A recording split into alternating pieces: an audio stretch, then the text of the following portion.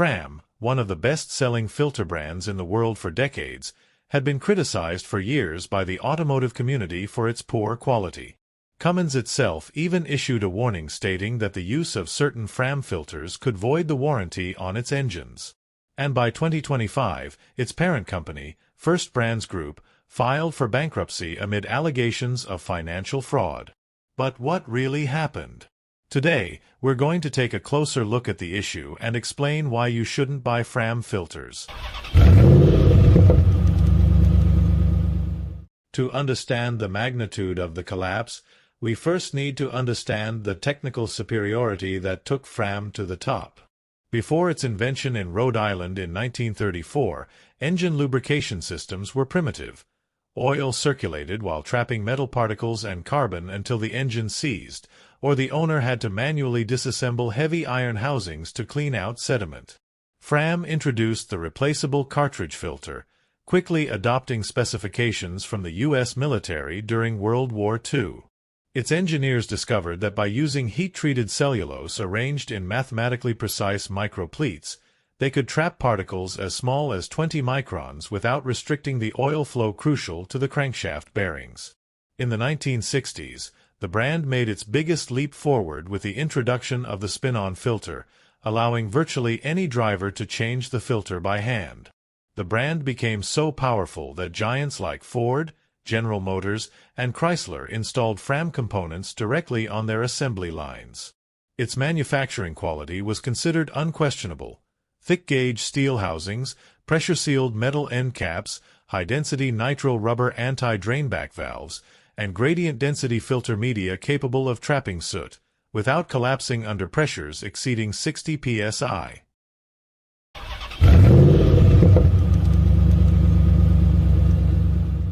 The beginning of the end of Fram's technical reputation didn't happen in courtrooms, but in the garages of automotive enthusiasts. In the late 1990s and early 2000s, with the rise of social media and automotive forums like Bob is the Oil Guy, as well as specialized YouTube channels, mechanics began cutting open oil filters with tube cutters to inspect their internal construction. What they discovered in Fram's basic extra guard line sparked a technical scandal. Compressed cardboard end caps.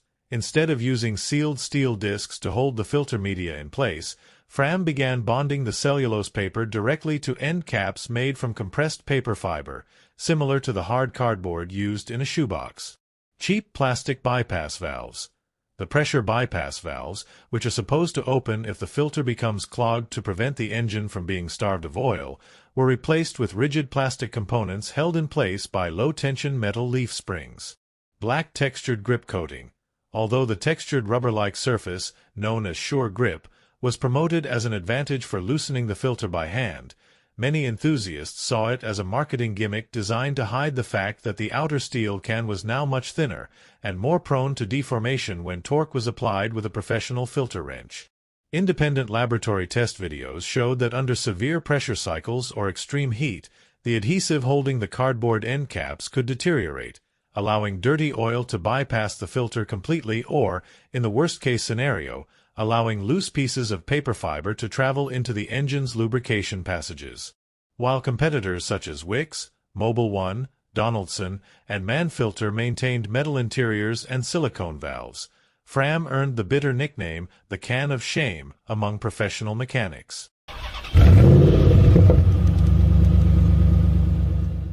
While the perception of the product was declining among enthusiasts, Fram's corporate structure was going through a nightmare of mergers and acquisitions that destroyed its financial balance sheet.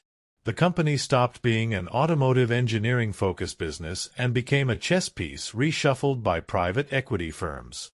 In 2011, industrial conglomerate Honeywell sold its automotive products group, which included Fram and Autolite spark plugs, to New Zealand-based Rank Group for $950 million. The deal was financed through leveraged buyouts. Financial firms borrowed billions of dollars to purchase the company, and then loaded that debt directly onto Fram's own balance sheet.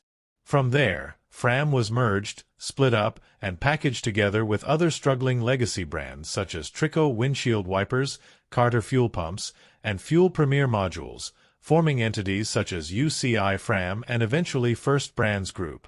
To pay the astronomical interest on the financial debt accumulated by the parent companies, executives imposed year-after-year operating cost reduction targets reaching double digits. Research and development budgets were cut, raw material suppliers were squeezed, and part of the production was moved to labor-intensive plants in order to extract every possible cent of immediate profit margin. The final financial collapse erupted when the accumulation of private debt became unsustainable amid rising global interest rates and disruptions to international supply chains.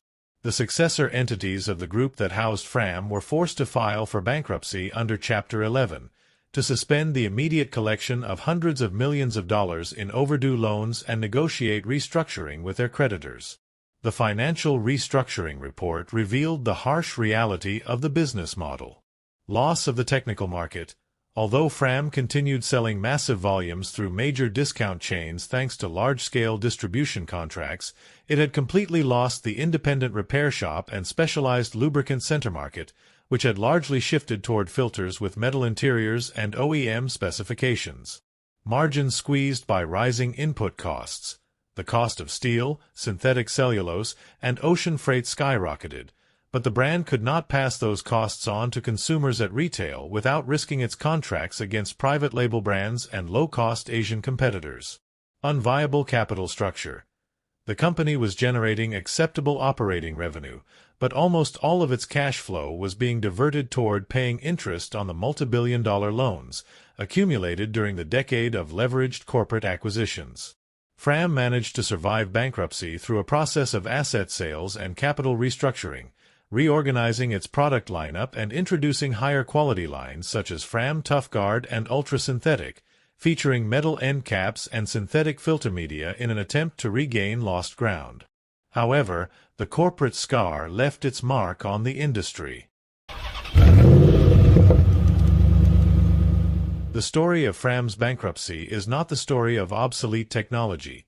It is the lesson of how one of the most respected engineering brands of the 20th century was squeezed to its limits by Wall Street's financial engineering, proving that when product quality is sacrificed on the altar of short-term quarterly profit, sooner or later the physics of the engine and the reality of the numbers will come to collect the bill.